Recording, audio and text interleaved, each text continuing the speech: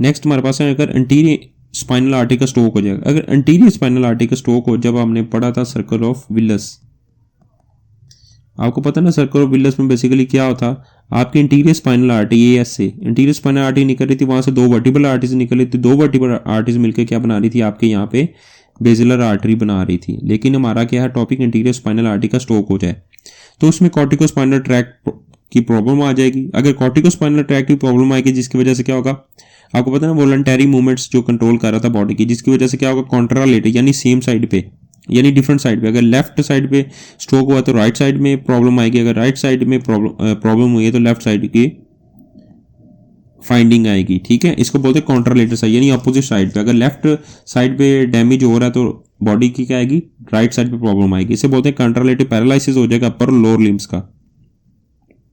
अगर medial lemniscus जिसे dorsal column कहते हैं, डोर्सल कॉलम में प्रॉब्लम आ जाए तो क्या करता है आपका, इसमें डोर्सल कॉलम आपकी प्रोपियोसेप्शन वाइब्रेशन को कंट्रोल कर रहा होता है, जिसकी वजह से अगर डैमेज हो जाता है तो क्या होगा, आपका medial lemniscus dorsal column damage होता है, जिसकी वजह बॉडी की कॉन्ट्रालेटरल यानी ऑपोजिट साइड पे प्रोपियोसेप्शन डिक्रीज हो जाएगी और वाइब्रेशन भी।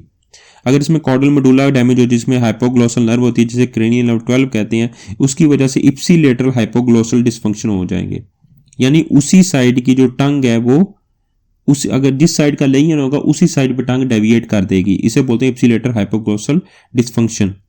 अब बेसिकली अगर मिडल मेडुलरी सिंड्रोम कब होता है, मिडल मेडुलरी सिंड्रोम तब होता है अगर एंटीरियर स्पाइनल आर्टरी का स्ट्रोक हो जाए।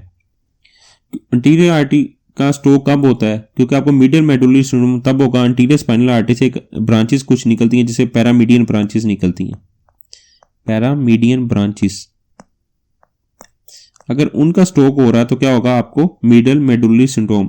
उसने बताया कि मिडियल मेडुलरी सिंड्रोम कब होगा, जब इन्फेक्शन होगा paramedian branches of anterior spinal artery या वर्टिब्रल आर्टरीज।